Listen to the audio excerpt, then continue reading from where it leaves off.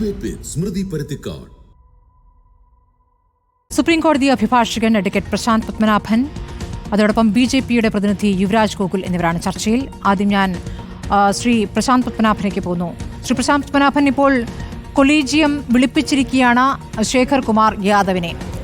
അതെന്താണ് അതിന്റെ നടപടിക്രമം? ഇങ്ങനെ വിളിപ്പിക്കുന്നത് ഏതൊക്കെ സാഹചര്യങ്ങളിലാണ്?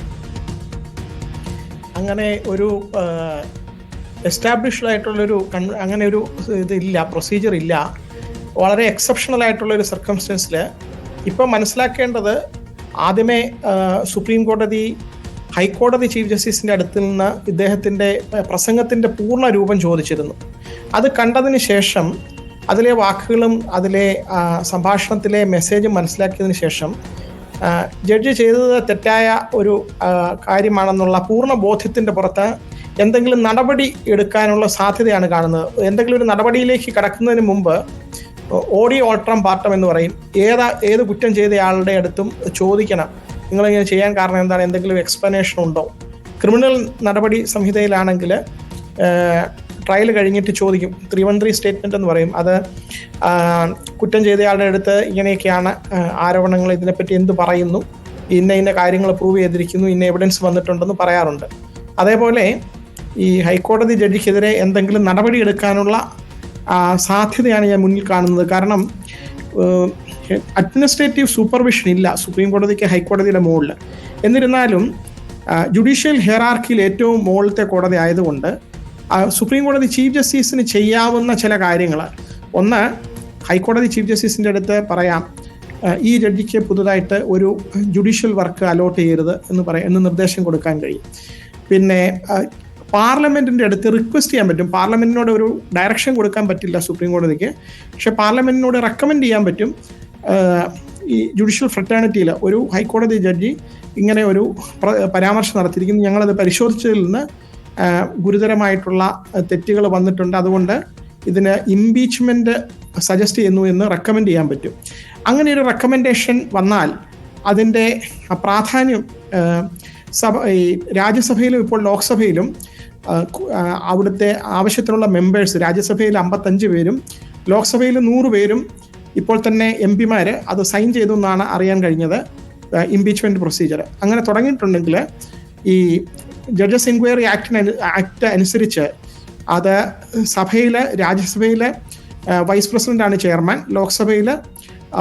ലോക്സഭാ സ്പീക്കർ, അവർക്ക് ഡിസ്ക്രിപ്ഷൻ ഉണ്ട് ഈ മോഷൻ അഡ്മിറ്റ് ചെയ്യാൻ അല്ലെങ്കിൽ അഡ്മിറ്റ് ചെയ്യാതെ.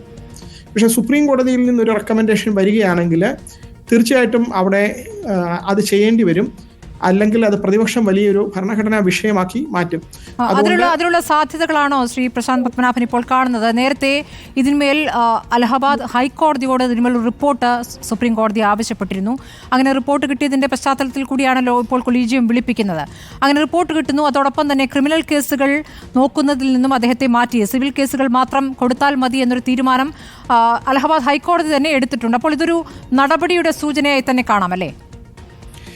ഹൈക്കോടതി ചീഫ് ജസ്റ്റിസ് ആണ് ആ തീരുമാനം എടുത്ത് റോസ്റ്റർ മാറ്റുന്ന അദ്ദേഹത്തിൻ്റെ അവകാശമാണ്. പിന്നെ സുപ്രീം കോടതി പ്രസംഗത്തിൻ്റെ പൂർണ്ണ രൂപവും ചോദിച്ചു എന്നാണ് ഞാൻ ന്യൂസിൽ നിന്ന് മനസ്സിലാക്കിയത്. ഇപ്പോൾ കൊളീജിയം വിളിച്ചു വരുത്തി എന്നുള്ളതും ന്യൂസിൽ നിന്നാണ് മനസ്സിലാക്കുന്നത്. സുപ്രീം കോടതി വെബ്സൈറ്റിൽ ഇതുവരെ അതിനെപ്പറ്റി അപ്ഡേറ്റ് ഒന്നുമില്ല. പക്ഷേ ഇതൊരു ഇൻഹൗസ് പ്രൊസീജിയർ പോലെയാണ്. ഇതിനു മുമ്പ് ഇങ്ങനെ ഒരു സംഭവം ഉണ്ടായിരിക്കുന്നത്, മദ്രാസ് ഹൈക്കോടതി ജഡ്ജിയായിരുന്ന ജസ്റ്റിസ് കർണനെ ഓപ്പൺ കോടതിയിൽ വിളിച്ചു വരുത്തി ശാസിക്കുകയുണ്ടായി. അതേപോലെ ഒരു സിറ്റുവേഷനാണ്, ഇതൊരു ഗ്രേവ് ആയിട്ടുള്ള സിറ്റുവേഷനാണെന്നാണ് മനസ്സിലാക്കേണ്ടത്.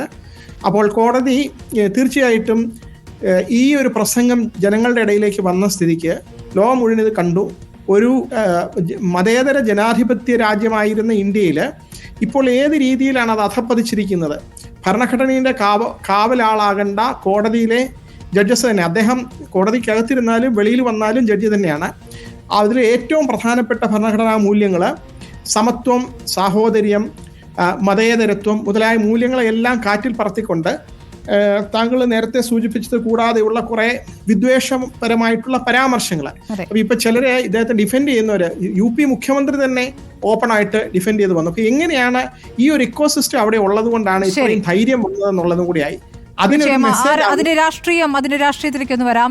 ഇപ്പോൾ BJP പ്രതിനിധി യുവരാജ് ഗോകുലും ഉണ്ടല്ലോ. യുവരാജ് ഗോകുൽ, ഇപ്പോൾ ഇംപീച്ച്മെന്റ് നോട്ടീസ് പ്രതിപക്ഷം നൽകുമ്പോൾ പ്രതിപക്ഷം ആവശ്യപ്പെട്ടിരുന്നത് ഭരണപക്ഷവും ഇതിനോട് യോജിക്കണം, നിങ്ങളും യോജിച്ചൊരു തീരുമാനമെടുക്കണം, അല്ലെങ്കിൽ ഈ ജനാധിപത്യ സംവിധാനത്തെ അംഗീകരിക്കുന്നില്ല. അതായത് ഭൂരിപക്ഷത്തിന്റെ തീരുമാനപ്രകാരം കാര്യങ്ങൾ നടക്കും, ഭൂരിപക്ഷത്തിന്റെ താല്പര്യങ്ങൾക്കനുസരിച്ച് ന്യൂനപക്ഷം വഴങ്ങണം എന്ന ഈ ജഡ്ജിയുടെ പരാമർശത്തെ ശരിവെക്കലാകും അല്ലെങ്കിൽ ഭരണപക്ഷത്തിന്റെ നടപടി എന്നാണ് പ്രതിപക്ഷം പറഞ്ഞിരുന്നത്. പക്ഷേ ഭരണപക്ഷത്തിൽ നിന്നൊരു പ്രതികരണം ഇതുവരെ വന്നിരുന്നില്ല. ഇപ്പോൾ യോഗി ആദിത്യനാഥിന്റെ പ്രതികരണം അത് BJPയുടെ ആകെ കേന്ദ്ര സർക്കാരിന്റെ കൂടെ നിലപാടായിട്ട് കാണാൻ കഴിയുമോ? അല്ല സ്മൃതി, അതിനകത്ത് അദ്ദേഹം പറഞ്ഞിരിക്കുന്ന അദ്ദേഹത്തിന്റെ പ്രസംഗത്തിന്റെ ഫുൾ സ്പീച്ച് കേട്ടാൽ മാത്രമേ അദ്ദേഹം അത് ഏത് കോണ്ടെക്സ്റ്റിൽ എന്നുള്ളതിനെ കുറിച്ചിട്ട് ധാരണയുണ്ടെങ്കിലും അതിന്റെ പരിപൂർണമായിട്ടുള്ള അർത്ഥത്തിൽ നമുക്കത് മനസ്സിലാക്കുവാൻ സാധിക്കുകയുള്ളൂ. പക്ഷേ വ്യക്തിപരമായിട്ടുള്ള എൻ്റെ ഒരു അഭിപ്രായം എന്ന് പറഞ്ഞു കഴിഞ്ഞാൽ, പ്രത്യേകിച്ച് ഒരു ഹൈക്കോടതി ജഡ്ജിയുടെയൊക്കെ പദവിയിലിരിക്കുന്ന ഒരാൾ അദ്ദേഹം ഒരു പദപ്രയോഗങ്ങൾ നടത്തുമ്പോൾ കുറച്ചുകൂടി ഉത്തരവാദിത്വത്തോടുകൂടി, അതായത് എന്താണ്, ഈ ആൾക്കാർ തെറ്റിദ്ധരിക്കുന്ന തലത്തിലേക്ക് അല്ലെങ്കിൽ മറ്റൊരു തലത്തിലേക്ക് അതിനെ വ്യാഖ്യാനിക്കുന്ന തലത്തിലേക്കുള്ള പ്രഖ്യാപനങ്ങൾ പ്രതികരണങ്ങൾ നടത്താതെ ഇരുന്നു കഴിഞ്ഞാൽ അഭികാമ്യമായിരിക്കുമെന്ന് തോന്നുന്നു. കാരണം അദ്ദേഹം പറഞ്ഞിരിക്കുന്ന അദ്ദേഹത്തിന്റെ ഇൻട്രസ്റ്റ് ഒരു പക്ഷേ മറ്റൊന്നായിരുന്നിരിക്കാം. പക്ഷെ അദ്ദേഹം കമ്മ്യൂണിക്കേറ്റ് ചെയ്തിരിക്കുന്ന വാക്കുകളെ തീർച്ചയായിട്ടും ഈ പറയുന്നത് പോലെ തന്നെ മറ്റൊരു തലത്തിൽ വ്യാഖ്യാനിക്കുവാൻ വേണ്ടിയിട്ടുള്ള സാഹചര്യങ്ങൾ അതിനകത്ത് ഡെവലപ്പ് ആയിട്ടുണ്ട്. ഒന്ന്. രണ്ട് എന്ന് പറയുന്നത്, അദ്ദേഹം ഈ രണ്ട് കമ്മ്യൂണിറ്റികൾ ഇപ്പോൾ പ്രതിപക്ഷം ഇവിടെ ആവശ്യപ്പെട്ടിരിക്കുന്നത് 51 ഇതാണെന്ന് തോന്നിയത്, നമ്മുടെ കമ്മ്യൂണൽ റയറ്റ്സിന്റെ കേസാണെന്ന് തോന്നുന്നു കൊണ്ടുവരുന്നത്. അതായത് ഇപ്പോൾ ഇദ്ദേഹം അഡ്വക്കേറ്റും പറയുന്നുണ്ടായിരുന്നു, രണ്ട് സമുദായങ്ങൾ തമ്മിലുള്ള സ്പർദ്ധ വർദ്ധിപ്പിക്കുവാൻ വേണ്ടിയിട്ട് എന്നൊക്കെയുള്ള തലത്തിൽ.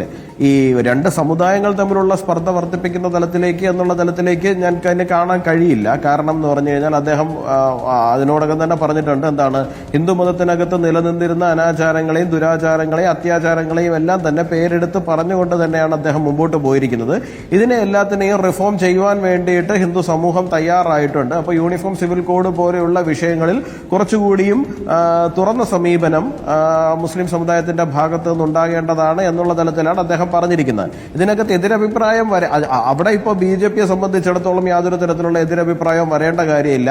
ഈ റിപ്പോർട്ടറിൽ ഉൾപ്പെടെയുള്ള ഡിബേറ്റുകളിൽ ഞാൻ ഉൾപ്പെടെയുള്ള ആൾക്കാർ ഇത് തന്നെ പലതവണ ആവർത്തിച്ച് പറഞ്ഞതാണ്. സുപ്രീം കോടതിയുടെയും കേരള ഹൈക്കോടതിയിലെ ഇപ്പോൾ ജസ്റ്റിസ് കമാൽ പാഷയെ പോലുള്ള ആൾക്കാരും യൂണിഫോം സിവിൽ കോഡ് വിഷയത്തിൽ ഇതേ അഭിപ്രായം അദ്ദേഹം ഹൈക്കോടതി ജഡ്ജി ആയിരിക്കുന്ന സമയങ്ങളിൽ തന്നെ പറയുന്നൊരു സാഹചര്യവും ഉണ്ടായിട്ടുണ്ട്. അദ്ദേഹത്തിന് വലിയ വിമർശനമാണ് കേരളത്തിലെ മുസ്ലിം മത പണ്ഡിതരുടെ ഭാഗത്ത് നിന്ന് അന്ന് നേരിടേണ്ടി വന്നിരിക്കുന്നത്. ഇവിടെ അദ്ദേഹത്തോട് ഇപ്പോൾ നമ്മുടെ ഈ അലഹബാദ് ഹൈക്കോടതി ജഡ്ജിയോട് നമുക്ക് വിയോജിക്കേണ്ടുന്ന ഒരു പോയിന്റ് വരുന്നു എന്നുണ്ടെങ്കിൽ അദ്ദേഹം അതിനകത്ത് എക്സ്പ്ലെയിൻ ചെയ്യേണ്ടുന്ന ഒരു ഭാഗം എന്ന് പറഞ്ഞു കഴിഞ്ഞാൽ മെജോറിറ്റി വിഭാഗം പറയുന്നതിന് അനുസരിച്ചിട്ട് മൈനോറിറ്റി വിഭാഗം മുമ്പോട്ട് പോകണം എന്നുള്ള തലത്തിലൊരു പരാമർശം അദ്ദേഹം നടത്തിയിട്ടുണ്ട് എന്നുണ്ടെങ്കിൽ അത് എന്ത് കണ്ടക്സ്റ്റിലാണ് എന്നുള്ള കാര്യം അദ്ദേഹം പറയുവാൻ അദ്ദേഹം ബാധ്യസ്ഥനാണ്. അത് സുപ്രീം കോടതി കൊളീജിയത്തിന്റെ മുമ്പിൽ അദ്ദേഹം വിശദീകരിക്കേണ്ടത് തന്നെയാണ്. യുവരാജ് ഗോകുൽ, അതായത് ഒരു ജഡ്ജി ആയതുകൊണ്ട് പാലിക്കേണ്ട ചില സംയമനങ്ങൾ അത് അദ്ദേഹം പാലിച്ചിട്ടില്ല. താങ്കൾ അദ്ദേഹത്തിന്റെ മുഴുവൻ പ്രസംഗം കേൾക്കാത്തതുകൊണ്ട് അതിൻ്റെ ഒരു വർഗീയ സ്വഭാവമുണ്ടോ എന്ന് പൂർണ്ണ ഒരു നിലപാടിലേക്ക് എത്താൻ താങ്കൾക്കാവുന്നില്ല. പക്ഷേ പറഞ്ഞ ചില കാര്യങ്ങൾ കേൾക്കുമ്പോൾ, ചില വരികൾ കേൾക്കുമ്പോൾ ഒരു ജഡ്ജ് ആയതുകൊണ്ട് പറഞ്ഞുകൂടാ എന്നത് മാത്രമാണ് താങ്കൾക്ക് തോന്നുന്നത്, അല്ലേ? തീർച്ചയായിട്ടും. കാര്യം വെച്ച് കഴിഞ്ഞാൽ ഇപ്പോൾ ആർട്ടിക്കിൾ 19(1)A അനുസരിച്ചിട്ട് ഏതൊരു പൗരനും അദ്ദേഹത്തിൻ്റെതായിട്ടുള്ള അഭിപ്രായ സ്വാതന്ത്ര്യമുണ്ട്. അദ്ദേഹത്തിന് അത് ആർക്കും എവിടെ നിന്നും അത് പറയാവുന്ന അഭിപ്രായ സ്വാതന്ത്ര്യമുണ്ട്. അദ്ദേഹം ഇപ്പോൾ പറഞ്ഞിരിക്കുന്നതിനനുസരിച്ച് ഞാൻ മനസ്സിലാക്കുന്നിടത്തോളം ലോകത്തിലെ ഒട്ടുമുക്കാൽ രാജ്യങ്ങളിലും മെജോറിറ്റി പറയുന്നതിനനുസരിച്ചിട്ടാണ് അവിടുത്തെ നിയമങ്ങളും സംവിധാനങ്ങളും ഒക്കെ നടന്നു പോകുന്നത്. അപ്പോൾ ആ തലത്തിലാകണം എന്നൊക്കെ ഉള്ള തലത്തിലാണ്. അത് തന്നെ ഒരു കുറച്ച് കോൺട്രവേഴ്സ്യൽ ആയിട്ടുള്ളതായിട്ട് തന്നെയാണ് എനിക്കത് ഫീൽ ചെയ്യുന്നത്. ഇപ്പോൾ BJP അതിനൊരിക്കലും അതിന്റെ പൂർണ്ണമായ അർത്ഥത്തിൽ അതിനെ പിന്താങ്ങില്ല എന്ന് തന്നെയാണ് ഞാൻ മനസ്സിലാക്കുന്നത്. പക്ഷേ ഒരു ജഡ്ജ് എന്ന് പറയുന്ന ഒരു ചെയറിലിരിക്കുന്ന സമയത്ത് അദ്ദേഹം അത്തരം സ്റ്റേറ്റ്മെന്റുകളിൽ അദ്ദേഹം കുറച്ചുകൂടി ഒന്ന് ശ്രദ്ധിച്ചിരുന്നെങ്കിൽ, അതാണ് ഞാൻ പറഞ്ഞത്, സുപ്രീം കോടതി കൊളീജിയത്തിന്റെ മുമ്പിൽ അദ്ദേഹം അത് എക്സ്പ്ലെയിൻ ചെയ്യുമ്പോഴാണ് അതിനകത്ത് കുറച്ചുകൂടി ക്ലാരിറ്റി നമുക്ക് താങ്കൾക്ക് വ്യക്തതയില്ല എന്ന് പറയുമ്പോഴും അതിൽ ചില വ്യക്തത വന്നതുകൊണ്ടായിരിക്കുമല്ലോ ഇപ്പോൾ അലഹബാദ് ഹൈക്കോടതിയോട് റിപ്പോർട്ട് തേടുമ്പോൾ അലഹബാദ് ഹൈക്കോടതി അദ്ദേഹത്തെ ക്രിമിനൽ കേസുകൾ കേൾക്കുന്നതിൽ നിന്നും റോസ്റ്റർ മാറ്റിയിരിക്കുകയാണ്. അപ്പോൾ അങ്ങനെ ഒരു തീരുമാനത്തിലേക്ക് ആദ്യപടി എന്ന നിലയ്ക്ക് പോകുന്നു. കൊളീജിയം വിളിപ്പിക്കുന്നു. കപിൽ സിബലിനെ പോലെ ഉള്ള പ്രധാനപ്പെട്ട അഭിഭാഷകർ, അവർക്ക് ബോധ്യമായ കാര്യങ്ങളുടെ അടിസ്ഥാനത്തിലാണ് ഒരു ഇംപീച്ച്മെന്റ് തന്നെ വേണം, ഇങ്ങനെയുള്ളവർ ഇനി വിധി പുറപ്പെടുവിക്കരുത് എന്നൊരു നിലപാടിലേക്ക് എത്തുന്നത്. അത് രാഷ്ട്രീയമായി മാത്രം കാണേണ്ട ഒന്നാണോ? അല്ല, അത് കപിൽ സിബലിന്റെ കേസൊക്കെ നമ്മൾ പറഞ്ഞിട്ട് കാര്യമൊന്നുമില്ല. കപിൽ സിബലിനെ സംബന്ധിച്ചിടത്തോളം യാക്കൂബ് മേമനും നമ്മുടെ അഫ്സൽ ഗുരു ഒക്കെ വളരെ മനുഷ്യാവകാശ പ്രവർത്തകരായിരുന്നു. അദ്ദേഹം അങ്ങനെ പലതും പറയും. അദ്ദേഹം പറയുന്നതൊന്നുമല്ലല്ലോ ഇവിടുത്തെ വിഷയം എന്ന് പറയുന്നത്. ഇപ്പോൾ സുപ്രീം കോടതി കൊളീജിയത്തിനെ സംബന്ധിച്ചിടത്തോളം അദ്ദേഹത്തിനെ വിളിക്കുകയും, ഈ പറയുന്ന അലഹബാദ് ഹൈക്കോടതി ജഡ്ജിയെ വിളിക്കുകയും അദ്ദേഹത്തിനോട് വിശദീകരണം ആവശ്യപ്പെടുന്ന ഒരു സാഹചര്യത്തിലേക്ക് പോകണം എന്നുമുള്ള ഒരു കാര്യം തോന്നിയിട്ടുണ്ട് എന്നുണ്ടെങ്കിൽ നിയമപരമായിട്ട് അതിനകത്ത് ടെക്നിക്കലി അതിനകത്ത് എന്തെങ്കിലും ഇഷ്യൂ ഉണ്ട് എന്ന് കൊളീജിയത്തിന് തോന്നിയത് കൊണ്ട് തന്നെ ണല്ലോ. അപ്പൊ തീർച്ചയായിട്ടും അദ്ദേഹം കൊളീജിയത്തിന്റെ മുമ്പിൽ പോകട്ടെ, അദ്ദേഹം പറയാൻ ഉദ്ദേശിച്ചത് എന്താണ് എന്നുള്ള കാര്യം അദ്ദേഹം അവിടെ വ്യക്തമാക്കട്ടെ. അതിനുശേഷം കൊളീജിയം എന്താണോ നടപടിയിലേക്ക് പോകുന്നത് ആ നടപടിയുമായിട്ട് അതിന്റേതായ രീതിയിൽ മുമ്പോട്ട് പോകട്ടെ എന്നുള്ളതാണ്. അപ്പൊ യോഗി ആദിത്യനാഥ് പറഞ്ഞതിനോടുള്ള താങ്കളുടെ പ്രതികരണം ഞാൻ കേട്ടില്ല. യോഗി ആദിത്യനാഥ് പറഞ്ഞിരിക്കുന്നത് സത്യം പറയുന്നത് കൊണ്ട് ക്രൂശിക്കപ്പെടുന്നു എന്നാണ്. അപ്പോൾ ഈ ജഡ്ജി പറഞ്ഞത് മുഴുവൻ സത്യമാണെന്നും അങ്ങനെ സത്യം പറയുന്നവർ ക്രൂശിക്കപ്പെടുന്നു എന്നുമുള്ള യോഗി ആദിത്യനാഥിന്റെ അഭിപ്രായം BJPയുടെ പൊതു അഭിപ്രായമാണോ? അല്ല, യോഗിജി പറഞ്ഞിരിക്കുന്നത് യൂണിഫോം സിവിൽ കോഡുമായി ബന്ധപ്പെട്ടിരിക്കുന്ന വിഷയത്തിൽ ഇദ്ദേഹം നടത്തിയിരിക്കുന്ന അഭിപ്രായ പ്രകടനത്തിന് തുടർന്നിട്ടാണല്ലോ ഇത് മുഴുവൻ സംഭവിച്ചിരിക്കുന്നത്. അപ്പൊ യൂണിഫോം സിവിൽ കോഡുമായി ബന്ധപ്പെട്ടിട്ട് BJPയെ സംബന്ധിച്ചിടത്തോളം അല്ലെങ്കിൽ ഭരിക്കുന്ന സർക്കാരിനെ സംബന്ധിച്ചിടത്തോളം അതേ നിലപാട് തന്നെയാണുള്ളത്. മുൻകാലങ്ങളിലും യൂണിഫോം സിവിൽ കോഡുമായി ബന്ധപ്പെട്ടിട്ട് ഷാബാനു കേസിൽ ഉൾപ്പെടെ സുപ്രീം കോടതി ഉൾപ്പെടെയുള്ള ബെഞ്ചുകള് ഇതേ അഭിപ്രായം തന്നെയാണ് മുമ്പോട്ട് വെച്ചിട്ടുള്ളത്. പിന്നെ ഒരു റിഫോം ഉണ്ടാകണം ഒരു സമൂഹത്തിനകത്ത് എന്ന് പറയുമ്പോൾ അതിപ്പോ ഒരു പർട്ടിക്കുലർ കമ്മ്യൂണിറ്റിയെ ടാർഗറ്റ് ചെയ്യുന്നതായിട്ട് നമുക്ക് അതിനെ ചിത്രീകരിക്കുകയാണ് എന്നുണ്ടെങ്കിൽ ഈ കട്മുല്ല പ്രയോഗത്തെ താങ്കൾ എങ്ങനെ കാണുന്നു? കട്മുല്ല പ്രയോഗം അങ്ങനെ ചിത്രീകരിക്കലാണോ? ആ പ്രയോഗത്തിന്റെ അർത്ഥം എങ്ങനെയാണ് താങ്കൾ വിവക്ഷിക്കുന്നത്? അല്ല, അതാണ് ഞാൻ പറഞ്ഞത്. അതിനകത്ത് ഇപ്പോൾ യൂണിഫോം സിവിൽ കോഡ് ഉൾപ്പെടെയുള്ള വിഷയങ്ങളിൽ അദ്ദേഹം പറഞ്ഞിരിക്കുന്ന കാര്യങ്ങളിൽ അദ്ദേഹം പറയുന്നത് യാഥാർത്ഥ്യമാണ് എന്നുള്ളതിനെ കുറിച്ചിട്ടുള്ള ഒരു അഭിപ്രായം ഞങ്ങൾക്കുണ്ട്. പക്ഷേ അതാണ് ഞാൻ കുറച്ചു നേരത്തെ സ്മൃതിയോട് പറഞ്ഞത്. അദ്ദേഹം തുടർന്ന് സംസാരിച്ചിരിക്കുന്ന സ്ഥലങ്ങളിൽ ഈ പറയുന്ന ചില വാക്കുകൾ അദ്ദേഹം കുറച്ചുകൂടി ശ്രദ്ധയോടുകൂടി ഉപയോഗിക്കേണ്ടതായിരുന്നു. അദ്ദേഹം അത് ഉപയോഗിച്ചിരിക്കുന്നത് ഇപ്പോൾ അദ്ദേഹം ഒരു ന്യായാധിപൻ എന്നുള്ള നിലയിൽ ഒരു ഹൈക്കോടതിയുടെ ഒരു ഒഫീഷ്യൽ ചെയറിൽ ഇരുന്നു കൊണ്ടല്ല, മറ്റൊരു വേദിയിൽ നിന്നുകൊണ്ടാണ് അത് പറഞ്ഞിരിക്കുന്നത്. പക്ഷെ അങ്ങനെ പറയുമ്പോൾ പോലും അദ്ദേഹത്തിന്റെ ഒരു പൊസിഷൻ അദ്ദേഹത്തിന് അറിയാമെന്നുള്ളത് കൊണ്ട് തന്നെ അദ്ദേഹം കുറച്ചുകൂടി ശ്രദ്ധയോടുകൂടി ആ വാക്കുകൾ ഉപയോഗിക്കേണ്ടതായിരുന്നു എന്നുള്ളതാണ് അഭിപ്രായം. ഇപ്പോൾ അദ്ദേഹത്തിന് മുന്നിൽ ഒരു കേസ് വരികയാണ്. ഒരു മുസ്ലിം ന്യൂനപക്ഷത്തിൽ നിന്നുള്ള ഒരു കക്ഷിയും അപ്പുറത്തൊരു ഹിന്ദു കക്ഷിയുമാണെങ്കിൽ അദ്ദേഹത്തിൽ നിന്ന് എന്ത് വിധി വരുമെന്നുള്ളത് നേരത്തെ അനുമാനിക്കാവുന്ന തരത്തിലേക്കല്ലേ അദ്ദേഹത്തിന്റെ പ്രതികരണം വരുന്നത്? അങ്ങനെ ഒരു സംശയം ഗോകുലിനില്ലേ? അല്ല സ്മൃതി, അത് തന്നെയാണ് ഞാൻ ഇത്രയും നേരവും പറഞ്ഞത്. അദ്ദേഹം ഒരു ജഡ്ജി അതുകൊണ്ടാണ് സ്മൃതി എന്നോട് ആദ്യമേ ചോദിച്ചല്ലോ, അദ്ദേഹം ഒരു ജഡ്ജി ആയതുകൊണ്ടാണോ ഈ പ്രശ്നം എന്ന് ചോദിച്ചത് കൊണ്ടാണ് ഞാൻ വളരെ ക്ലീൻ ആയിട്ട് തിരിച്ചത് തന്നെയാണെന്ന് മറുപടി പറഞ്ഞത്. അദ്ദേഹം ഒരു ജഡ്ജി ആയിരിക്കുന്നത് കൊണ്ട് തന്നെയാണ്. ഒരു ന്യായാധിപൻ എപ്പോഴും ഒരു കമ്മ്യൂണിറ്റിയുടെ ഭാഗത്ത് നിന്ന് അല്ല സംസാരിക്കുന്നത് എന്നുള്ളത് ജഡ്ജ്മെന്റിൽ അദ്ദേഹത്തിന് കൊണ്ടുവരേണ്ടതായിട്ടുള്ള കാര്യങ്ങളുണ്ട്. അപ്പോ അദ്ദേഹം ഇത്തരം വാക്കുകൾ ഉപയോഗിക്കുമ്പോൾ അദ്ദേഹം അതിനകത്ത് കുറച്ചുകൂടി ശ്രദ്ധ ഉണ്ടായിരുന്നുവെങ്കിൽ ഈ പറയുന്ന ഒരു സംശയത്തിന്റെ മുന്നിൽ അദ്ദേഹത്തിന്റെ നേരെ നീളുന്ന സാഹചര്യം പല ഭാഗങ്ങളിൽ നിന്നും ഉണ്ടാകില്ലായിരുന്നു. അപ്പൊ അതുകൊണ്ടാണല്ലോ കോളേജ് അദ്ദേഹത്തെ വിളിപ്പിച്ചിരിക്കുന്നത്. അവർ സംസാരിക്കട്ടെ, അദ്ദേഹം അവിടെ പോയി അദ്ദേഹത്തിന് പറയാനുള്ള എന്താണെന്നുള്ള കാര്യം അദ്ദേഹം അവിടെ അവതരിപ്പിക്കട്ടെ. ശരി യുവരാജ് ഗോകുൽ, പക്ഷേ ഇതാദ്യമല്ല ഇത്തരം പ്രതികരണങ്ങൾ അദ്ദേഹത്തിൽ നിന്ന് വരുന്നത് എന്നുള്ളതാണ് യാഥാർത്ഥ്യം. അന്നും നമ്മൾ ഇത് ചർച്ച ചെയ്തിരുന്നു. പക്ഷേ അന്നൊരു നടപടിയിലേക്കോ ഒരു താക്കീതിലേക്ക് പോലും പോയിരുന്നില്ല എന്നൊരു യാഥാർത്ഥ്യം കൂടി.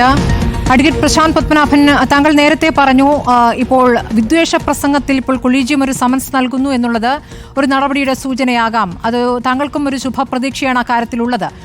പക്ഷേ ഇതിനു മുമ്പ് സമാനമായ നടപടി അല്ലെങ്കിൽ കൊളീജിയം വിളിപ്പിച്ച കേസ് എന്ന് പറയുന്നത് മദ്രാസ് ഹൈക്കോടതി ജഡ്ജിയായിരുന്ന ജസ്റ്റിസ് കണ്ണന്റെ കാര്യത്തിലാണ്. പക്ഷെ അതൊരു വിദ്വേഷ പ്രസംഗം, വർഗീയ പരാമർശം ഒന്നും ആയിരുന്നില്ല എന്നാണ് ഞാൻ മനസ്സിലാക്കുന്നത്. അപ്പോഴും അതൊരു ശാസനയുടെ രൂപത്തിൽ ആയിരുന്നു, അതിലപ്പുറം കടന്നിട്ടില്ല എന്നല്ലേ മനസ്സിലാക്കേണ്ടത്. അങ്ങനെയെങ്കിൽ ഇത്തരം കാര്യങ്ങളിൽ സുപ്രീം കോടതി എടുക്കുന്ന അല്ലെങ്കിൽ കൊളീജിയം എടുക്കുന്ന നിലപാട് എത്രത്തോളം ദുർബലമാണ് എന്നൊരു വിഷയം കൂടിയില്ലേ? ഇപ്പോൾ ഈ കേസിലല്ല, ഇതിനു മുമ്പ് സമാനമായ പ്രതികരണങ്ങൾ നടത്തിയ പല ജഡ്ജിമാരും ഉണ്ടായിട്ടുണ്ട്. ബംഗളൂരുവിലെ ഒരു പ്രദേശം പാകിസ്ഥാനാണ് എന്ന് പറഞ്ഞ ഒരു സാഹചര്യം, ഒരു ജഡ്ജി പറഞ്ഞ സാഹചര്യം ഉണ്ടായി. അപ്പോൾ അങ്ങനെ പാകിസ്ഥാൻ എന്ന പ്രയോഗം നടത്തരുത് എന്ന് പറഞ്ഞത് അവിടെ അവസാനിപ്പിക്കുകയായിരുന്നു. അതിനു മുമ്പും അത്തരത്തിലുള്ള പരാമർശങ്ങൾ പല ജഡ്ജിമാരിൽ നിന്നും ഉണ്ടായിട്ടുണ്ട് എന്നൊരു യാഥാർത്ഥ്യം കൂടിയുണ്ടല്ലോ. അത് നമ്മുടെ ഭരണഘടനാപരമായിട്ടുള്ള ഒരു അതിൻ്റെ സെറ്റപ്പ് അങ്ങനെയാണ്. അതായത് ഹൈക്കോടതികൾ അഡ്മിനിസ്ട്രേറ്റീവായിട്ട് സുപ്രീം കോടതിയുടെ കീഴിലുള്ള ഒരു സ്ഥാപനമല്ല. ഹൈക്കോടതിയുടെ കീഴിലാണ് ഒരു സംസ്ഥാനത്തുള്ള ജുഡീഷ്യറി മുഴുവൻ. പക്ഷേ അതേപോലെ സമാനമായിട്ട് ഹൈക്കോടതിയുടെ മുകളിൽ ഒരു അഡ്മിനിസ്ട്രേറ്റീവ് സൂപ്പർവിഷൻ സുപ്രീം കോടതിക്കില്ല. ജസ്റ്റിസ് കണ്ണൻ അല്ല, ജസ്റ്റിസ് കർണനെയാണ് വിളിപ്പിച്ചത്. വേറെ ജസ്റ്റിസ് കണ്ണൻ എന്ന് പറയുന്നത് അദ്ദേഹം വളരെ നല്ലൊരു ജഡ്ജിയായിരുന്നു. അസറ്റൊക്കെ ആദ്യമേ ഡിക്ലെയർ ചെയ്തത് ഇന്ത്യയിൽ മുഴുവൻ വന്നിരുന്നു. അദ്ദേഹമല്ല, കർണനെ കോടതി ഓപ്പൺ കോടതിയിൽ കണ്ടന്റ് ആക്ഷൻ എടുക്കാൻ വേണ്ടിയിട്ടാണ് വിളിപ്പിച്ചത്. അതിൽ ഈ പറഞ്ഞതുപോലെ അത് സീനിയർ മോസ്റ്റ് ജഡ്ജസ് ആയിരുന്നു ഇരുന്നത് ഓപ്പൺ കോടതിയിൽ. ഇപ്പോൾ കൊളീജിയത്തിന്റെ മുമ്പിൽ വിളിപ്പിച്ചു എന്നുള്ളത് ഇന്ത്യൻ എക്സ്പ്രസ്സിൽ വന്നൊരു വാർത്തയാണ്. ഞാനത് നേരത്തെ പറഞ്ഞിരുന്നു, ഒഫീഷ്യലായിട്ട് കണ്ടില്ല വെബ്സൈറ്റിൽ. പക്ഷേ ഈ സുപ്രീം കോടതിക്ക് ചെയ്യാൻ പറ്റുന്ന കാര്യങ്ങളെല്ലാം ചെയ്യുന്നുണ്ടെന്നാണ് മനസ്സിലാക്കേണ്ടത്. കാരണം അങ്ങനെ ഒരു അഡ്മിനിസ്ട്രേറ്റീവ് സൂപ്പർവിഷൻ ഇല്ലാത്തപ്പോഴും ജുഡീഷ്യൽ ഹെറാർക്കി ഉള്ളത് കൊണ്ട് പിന്നെ അവർക്ക് ചെയ്യാൻ പറ്റുന്ന എല്ലാ കാര്യങ്ങളും ചെയ്യുക. കാരണം ഒരു ഹൈക്കോടതി ജഡ്ജിയെ അറസ്റ്റ് ചെയ്യണമെങ്കിൽ പോലും ചീഫ് ജസ്റ്റിസ് ഓഫ് ഇന്ത്യയുടെ അനുവാദം ചോദിക്കണം. അതുപോലെ ഇംപീച്ച്മെന്റ് പ്രൊസീജിയറാണ് ചെക്സ് ആൻഡ് ബാലൻസസ് ഭരണഘടനയിൽ പറഞ്ഞിരിക്കുന്നത്. കാരണം ഹൈക്കോടതി ഭരണഘടനാ സ്ഥാപനമായതുകൊണ്ട് അവിടെ ഇരിക്കുന്ന ജഡ്ജസിന് അത്രയും ഉയർന്ന സ്ഥാനമാണ് ഭരണഘടനയിൽ പോലും നൽകിയിരിക്കുന്നത്. അവരെപ്പറ്റി പാർലമെന്റിൽ ഡിസ്കസ് ചെയ്യണമെങ്കിൽ പോലും ഇംപീച്ച്മെന്റ് മോഷൻ മൂവ് ചെയ്യുന്ന സമയത്ത് മാത്രമേ പറ്റത്തുള്ളൂ. അല്ലെങ്കിൽ ഒരു ജഡ്ജിയുടെ കോണ്ടക്ട് പോലും ഡിസ്കസ് ചെയ്യാൻ പാർലമെന്റിൽ പോലും ഡിസ്കസ് ചെയ്യാൻ കഴിയില്ല, നിയമസഭകളിലും ഡിസ്കസ് ചെയ്യാൻ കഴിയില്ല. അപ്പോൾ അത്രയും ഭരണഘടനാ പരിരക്ഷയുള്ള ഒരു സ്ഥാനത്തിരിക്കുന്ന അദ്ദേഹം, ശ്രീ യുവരാജ് ഗോകുൽ അദ്ദേഹത്തിൻ്റെ പരിമിതികൾക്കുള്ളിൽ നിന്നുകൊണ്ട് ഇത്രയെങ്കിലും പറഞ്ഞതിൽ താങ്ക്ഫുൾ ആണ്. പക്ഷെ അദ്ദേഹം ഒരു കാര്യം കേട്ട് കാണും, ഇവിടുത്തെ ഭൂരിപക്ഷത്തിൻ്റെ വില്ലനുസരിച്ച് ന്യൂനപക്ഷങ്ങൾ പോകണമെന്ന് പറഞ്ഞു. അങ്ങനെയാണോ ബംഗ്ലാദേശിൽ? അങ്ങനെയാണെങ്കിൽ അവിടുത്തെ ഹിന്ദുക്കൾക്ക് അവകാശങ്ങളില്ല എന്ന് വരില്ലേ എന്നൊരു ചോദ്യമുണ്ട്. രണ്ടാമത്, ഇവിടെ ഹിന്ദു നിയമങ്ങൾ ക്രോഡീകരിക്കപ്പെട്ടു, അതുപോലെ യൂണിഫോം സിവിൽ കോഡ് കൊണ്ടുവരാൻ മൈനോറിറ്റി തയ്യാറാകണമെന്ന് പറയുമ്പോൾ ഈ ഹിന്ദു കോഡ് ബില്ല് കൊണ്ടുവന്ന സമയത്ത് ഡോക്ടർ അംബേദ്കർ നേരിടേണ്ടി വന്ന എതിർപ്പുകൾ, ആ സമയത്ത് BJP ഒക്കെ വരുന്നതിന് മുമ്പുണ്ടായിരുന്ന ജനസംഘം അല്ലെങ്കിൽ അതിന് മുമ്പുണ്ടായിരുന്ന ആ ഹിന്ദു സംഘടനകളും RSS ഒക്കെ എന്തായിരുന്നു അവരുടെ സ്റ്റാൻഡെന്ന് നമ്മൾ ചരിത്രത്തിലോട്ട് നോക്കണ്ടേ? അവരെ ഏറ്റവും കൂടുതൽ ഒപ്പോസ് ചെയ്തതാണ്. ഈ ഹിന്ദു നിയമങ്ങൾ പരിഷ്കരിക്കുന്നതിന് ഏറ്റവും കൂടുതൽ തടസ്സം നിന്നത് അന്നത്തെ യാഥാസ്ഥിതിക ആയിട്ടുള്ള ഹിന്ദു ശാസ്ത്രങ്ങളിൽ ഇന്റർഫിയറൻസ് പാടില്ല എന്ന് പറഞ്ഞ് പ്രൊട്ടസ്റ്റ് മാർച്ച് നടത്തുകയൊക്കെ ചെയ്തു. നമുക്കറിയാം, ഡോക്ടർ അംബേദ്കർക്ക് ഒരു പിണങ്ങി ആ മന്ത്രിസഭയിൽ നിന്ന് രാജിവെച്ച് പോരേണ്ടി വന്നു.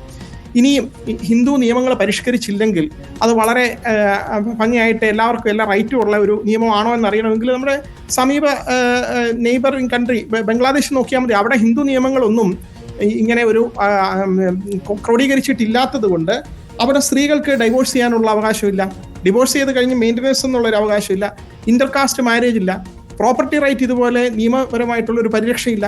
അപ്പം അതുകൊണ്ട് ഈ കാര്യങ്ങളൊക്കെ ഇത് നോക്കിയിട്ട് ഹിന്ദുക്കളെ നോക്കി ന്യൂനപക്ഷം പഠിക്കണമെന്നൊക്കെ പറയുന്നത് എവിടെ നിന്നാണ് ഇദ്ദേഹത്തിന് കിട്ടിയത്? ഇദ്ദേഹം പഠിച്ച ആ ഒരു സ്കൂൾ ഓഫ് തോട്ട് എന്തു തന്നെ ആയാലും ഭരണഘടനാ സ്ഥാപനത്തിലേക്ക് വരുമ്പോൾ ഭരണഘടനയിൽ പറയുന്ന തത്വങ്ങളാണ്. യൂണിഫോം സിവിൽ കോഡിനെ പറ്റി സുപ്രീം കോടതി പറഞ്ഞതോ അല്ലെങ്കിൽ ഭരണഘടനാ അസംബ്ലി ഡിബേറ്റ്സിൽ എല്ലാവർക്കും തുല്യ അവകാശം കൊണ്ടുവരാൻ വേണ്ടി കൊണ്ടുവന്നതിനെ പറ്റി അല്ല അദ്ദേഹം പറയുന്നത്.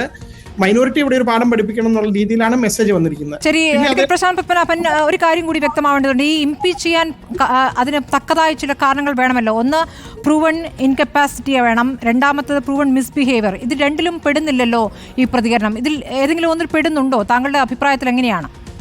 പ്രൂവ്ഡ് മിസ്ബിഹേവിയറിൽ വരുമല്ലോ. കാരണം മിസ്ബിഹേവിയർ എന്ന് പറയുന്നതാണ് ഭരണഘടന അനുസരിച്ച് തൻ്റെ ഒഫീഷ്യലായിട്ടുള്ള എല്ലാ കാര്യങ്ങളും ചെയ്യാൻ ബാധ്യസ്ഥനായിട്ടുള്ള ജഡ്ജി. അത് അദ്ദേഹത്തിൻ്റെ ഓഫീസിലിരിക്കുമ്പോൾ കോടതിക്കകത്തും പുറത്തും ഭരണഘടനയുടെ തത്വങ്ങളും മൂല്യങ്ങളെല്ലാം സംരക്ഷിക്കാൻ ബാധ്യസ്ഥനായിട്ടുള്ളൊരു ജഡ്ജി ഭരണഘടനയ്ക്ക് വിരുദ്ധമായിട്ടുള്ളൊരു പ്രസംഗം നടത്തുകയാണെങ്കിൽ തന്നെ പ്രൂവ്ഡ് എന്ന് പറയുമ്പോൾ ഇതിൻ്റെ പ്രൊസീജിയർ ജഡ്ജസ് ഇൻക്വയറി ആക്ട് അനുസരിച്ച് സഭയിൽ ഇത് അഡ്മിറ്റ് ചെയ്ത് കഴിഞ്ഞാൽ ഒരു കമ്മിറ്റിയെ രൂപീകരിക്കണം. ആ കമ്മിറ്റിയിൽ 3 അംഗങ്ങളുണ്ട്. അതിലൊരു സുപ്രീം കോടതി ജഡ്ജി അല്ലെങ്കിൽ റിട്ടയർഡ് ആയിട്ടുള്ള ജഡ്ജി, ഒരു ജൂറിസ്റ്റ്, ഒരു ഹൈക്കോടതി ചീഫ് ജസ്റ്റിസ് ഒക്കെ ഉണ്ടാവും. അവര് ഒരു എൻക്വയറി നടത്തിയിട്ട് വേണം ആ റിപ്പോർട്ട് കൊടുക്കാൻ. ആ റിപ്പോർട്ടിൽ മിസ്ബിഹേവിയർ പ്രൂവ് ചെയ്തിരിക്കുന്നു എന്ന് പറഞ്ഞ് റിപ്പോർട്ട് വരികയാണെങ്കിൽ ആ സഭയിൽ വീണ്ടും അത് വെക്കുകയും സഭയിൽ പ്രമേയം പാസ്സാക്കുകയും വേണം. സഭയിൽ അങ്ങനെ പ്രമേയം പാസ്സാക്കി കഴിഞ്ഞാൽ 2 സഭകളിലും പാസ്സാക്കി കഴിഞ്ഞ് പ്രസിഡന്റ് അത് ഒപ്പിട്ട് കഴിഞ്ഞാൽ മാത്രമേ ഈ ഇംപീച്ച്മെന്റ് സക്സസ്ഫുൾ ആകത്തുള്ളൂ. വളരെ നീണ്ട നടപടിക്രമങ്ങളാണ്, അതിലേക്ക് കടക്കുമോ എന്നൊന്നും അറിയില്ല. ഇപ്പോൾ പ്രതിപക്ഷത്തിന് നിലയ്ക്കുള്ള ഭൂരിപക്ഷവുമില്ല. പക്ഷേ ഈ വിഷയത്തെ ആ നിലയ്ക്ക് ഗൗരവത്തിൽ കോടതിയും കാണുന്നു എന്നുള്ളതിലേക്ക് കാര്യങ്ങൾ എത്തിയിരിക്കുകയാണ്. യുവരാജ് ഗോകുലിലേക്ക് എത്താം. യുവരാജ് ഗോകുൽ, താങ്കളുടെ ഒരു അഭിപ്രായത്തിൽ ജഡ്ജിയായി തുടരാൻ ശേഖർ കുമാർ യാദവിന് അർഹതയുണ്ടോ?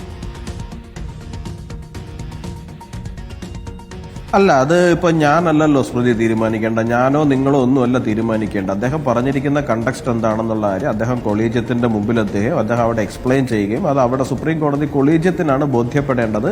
അദ്ദേഹം പറഞ്ഞിരിക്കുന്ന കോണ്ടക്സ്റ്റ് ശരിയായിരുന്നു, അദ്ദേഹം ഉദ്ദേശിച്ചിരിക്കുന്നത് കാര്യങ്ങൾ കറക്റ്റ് ആയിരുന്നു, അദ്ദേഹം അതിനകത്ത് തുടരണോ വേണ്ടയോ എന്നുള്ള കാര്യം തീരുമാനിക്കേണ്ടത് സുപ്രീം കോടതി കൊളീജിയമാണ്. അപ്പൊ അത് അദ്ദേഹം അവരുടെ മുമ്പിലെത്തട്ടെ, അദ്ദേഹം എക്സ്പ്ലെയിൻ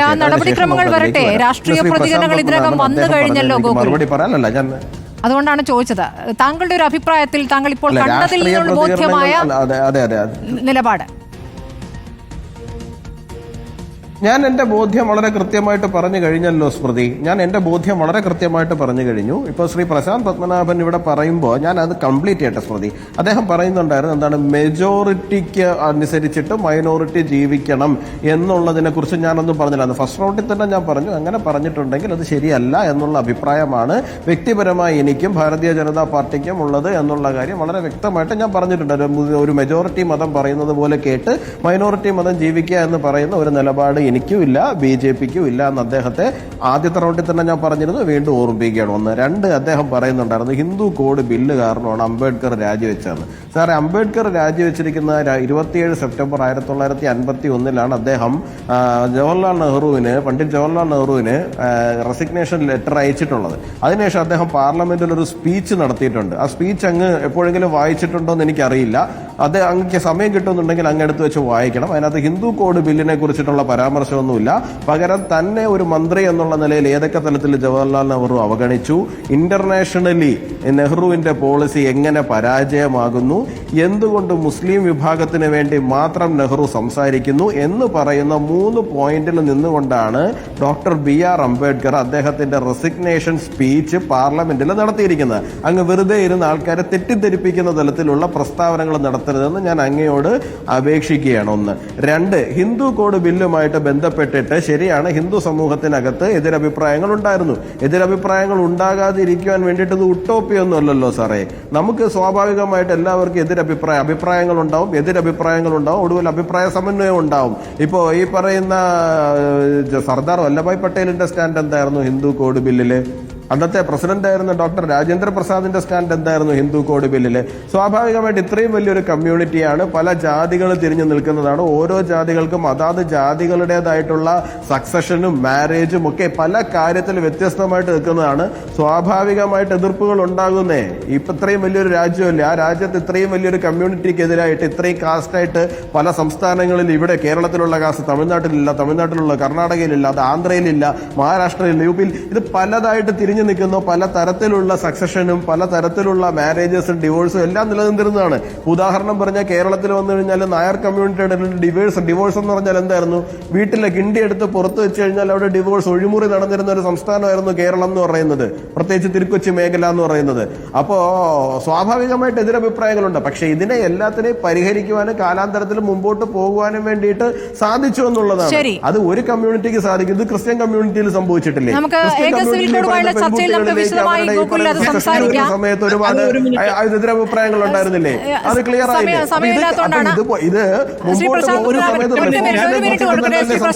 ഗോകുൽ, പ്രശാന്ത് പത്മനാഭൻ 1 മിനിറ്റ് വേഗം പറഞ്ഞോളൂ. ഡോക്ടർ അംബേദ്കറുടെ വെബ്സൈറ്റിൽ അവൈലബിൾ ആണ്. അതിലെ ആ sentence, that being the last session of present parliament, cabinet had to consider whether Hindu code bill should be got through before this parliament ended or whether it should be left over to the new parliament. I am unable to understand how the Banaras and Aligarh University bills, how the press bill would have been given precedence over the Hindu code even in its attenuated form. Hindu code, I got the impression that the Prime Minister, although sincere, had not the earnest and determination required to get the Hindu code bill through. ഇദ്ദേഹം Hindu code ബില്ലിനെ പറ്റി എടുത്തെടുത്ത് 5 or 6 പ്രാവശ്യം പറയുന്ന ആ speech വെബ്സൈറ്റിൽ അദ്ദേഹം Hindu code bill കാരണമാണ് താൻ റിസൈൻ ചെയ്യുന്നതെന്ന് പറഞ്ഞിട്ടുണ്ടോ? അദ്ദേഹം വ്യക്തമായിട്ട് അദ്ദേഹത്തിന്റെ റെസിഗ്നേഷൻ സ്പീച്ചിൽ അദ്ദേഹം വളരെ വ്യക്തമായിട്ട് 3 കാരണങ്ങൾ അക്കമിട്ട് പറഞ്ഞിട്ടുണ്ട്. അങ്ങ് അത് മുഴുവൻ എടുത്തു വെച്ച് വായിക്കും. അങ്ങയുടെ കണ്ണി ഹിന്ദു കോഡ് ബില്ല് എന്ന് പറയുന്ന വാക്കിൽ മാത്രം ഒതുങ്ങി നിൽക്കേണ്ട കാര്യമില്ല. ഹിന്ദു കോഡ് ബില്ല് കാരണമാണ് താൻ റിസൈൻ ചെയ്യുന്നതെന്ന് അദ്ദേഹം പറഞ്ഞിട്ടില്ല. അദ്ദേഹത്തിന് എതിരഭിപ്രായം ഉണ്ടായിരിക്കും. അദ്ദേഹം അത് ആ സ്പീച്ചിനകത്ത് പറഞ്ഞിട്ടുണ്ട്.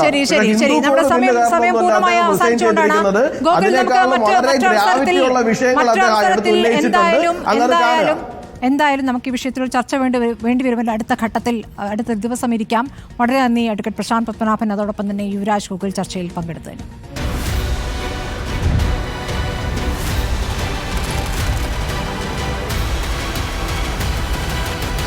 ഡിബേറ്റ് വിത്ത് സ്മൃതി പരുത്തിക്കാട്.